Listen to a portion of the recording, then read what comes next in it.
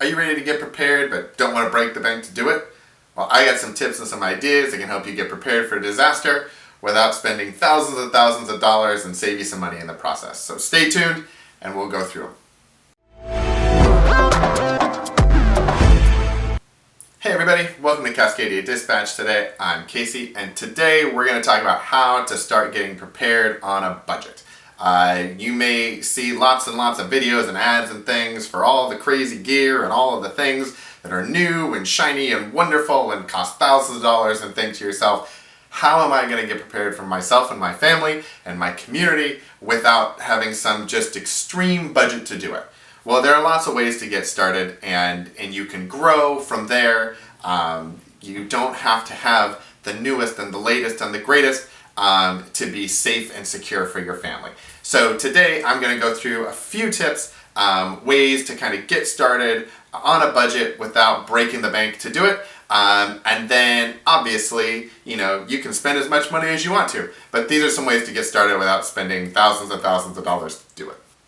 So the first way to start getting prepared without spending a ton of money is doing a couple of things that are really free. They don't cost any money. The first one is planning. Planning is super important.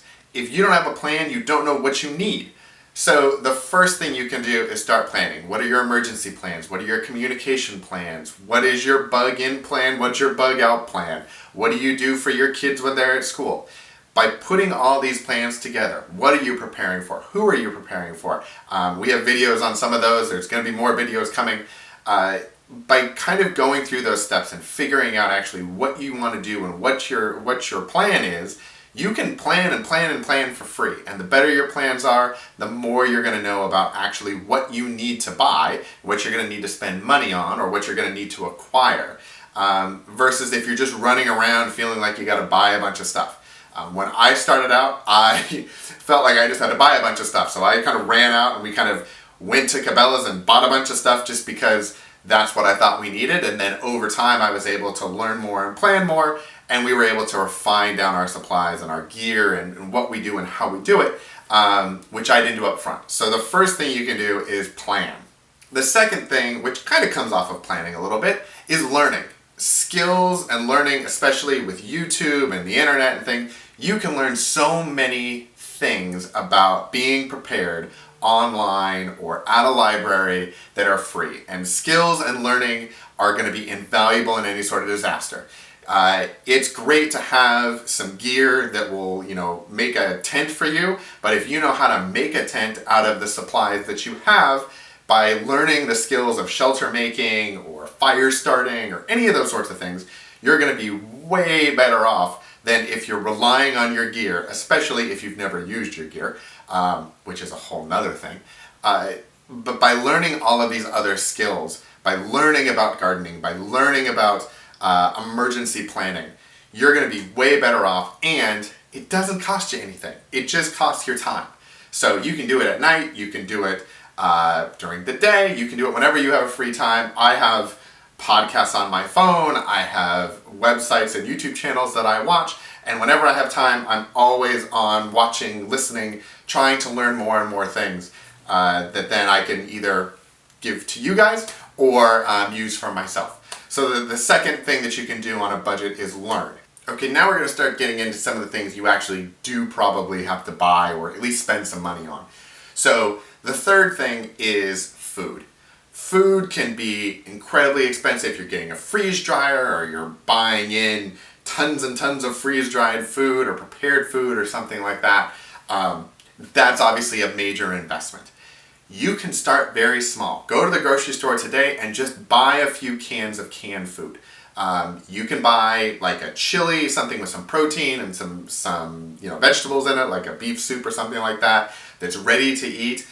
Most canned soup around our area, you can find a store brand that's maybe 99 cents a can or 89 cents a can, something like that. You can watch sales to find when food goes on sale and buy it that way. For us, we tend to buy the food that we eat regularly when it's on sale in larger quantities. So when something that our family eats a lot of goes on sale, we'll maybe buy in bulk. We'll buy a case or 2 cases.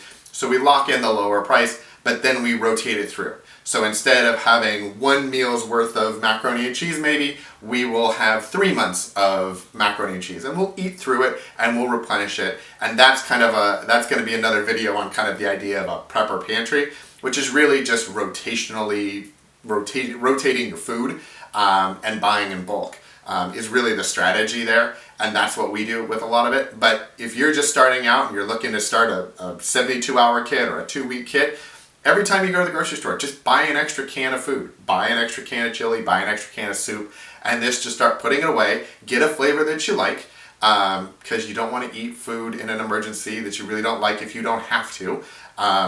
89 cents for the can of soup that you like versus 89 cents for the can of soup you don't like. It's the same amount of money. You might as well get the one you like. But by doing that, you'll at least start to make a stockpile of food that you can use, and you can rotate it through, and it's not as expensive as going out and buying a package of Mountain House for $9 or $10 or whatever it is, or going out and getting a freeze dryer or spending a lot on a dehydrator or something like that. You may want to get there, but if you're just starting out and you don't want to spend that kind of money, then just start by buying a couple of extra cans of food here and there. Make sure you have a manual can opener, because having a bunch of canned food is great. If you can't get into the canned food, that is a problem. So make sure you've got a manual can opener with it. Put it with the food that you've got, and that's a real great way to kind of get into it without spending a lot of money to start. Okay, so the 4th thing is going to be around water. Now, water seems like it's a pretty standard thing. You get it out of the tap, and you can use your tap water. There are articles online about how to treat tap water if you're going to try to store it long term. We treat our tap water that we keep in our big containers. That's kind of our super emergency water, like for a real huge disaster. We use tap water and we treat it with bleach to keep the bacteria out, and then when we use it, we would probably boil it again just to be safe, or run it through another filter. But that's kind of how we treat that.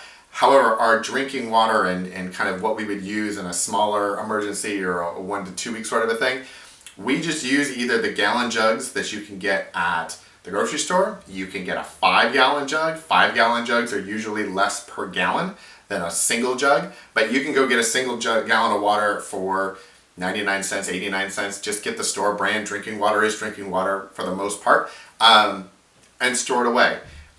You know you need a gallon of water per person per day in rough estimation. So every time you go to the grocery store, just buy 1 extra gallon of water and put it away. And over the course of 7 trips to the grocery store or 14 trips to the grocery store or whatever, you will start to build up that cache of drinking water. And then you can use it throughout. You can rotate it through as long as you keep it in a cool, dark place. You shouldn't have any issues with the plastic. Over time, you'll have issues with plastic. You don't want to store things in plastic for long periods of time. But, as long as you're rotating it out, you shouldn't have a problem as long as it's cool. You can also get the little bottles of water. Those are going to be great for portability, but the per liter cost or per bottle cost is going to be much more expensive buying water bottles than it is buying jugs or even the 5 gallons. So I would recommend maybe getting a couple of 5 gallons, get some 1 gallons because those are really easy. Maybe get 1 package of water bottles over time. But you don't need to just go out and buy 2 weeks supply of water if you don't want to. Buy a little bit, buy a couple of days at a time, and build it up over time. And then you're not going to be investing as much. You're not going to be investing in a filter. You're not going to be investing in a gigantic 55-gallon drum and all the water that goes into it. You may want to get there, but to get started, get a few gallons every time you go to the grocery store. It's an extra $1 or it's an extra 80 cents. Or if you buy it at the fill up your own 5-gallon tank, it may be even less than that. And most grocery stores have a fill up your own container, and you get great drinking water, and it's going to be even less than what it is at the store. So those are some options around water that are not going to break the bank for you. Okay, so the 5th tip that I have is around tools and gear, because you may want to have some tools and gear in an emergency. I know ideally we'd like to all be able to make our own, tents and everything out of the supplies we have around us. But some people may want to have an actual tent. Some people want to have actual tools. I'm one of those people. As much as I like to do it myself, I like to have some of those things ready to go that I know are structurally sound and have all of the right tools and everything to do what they need to do.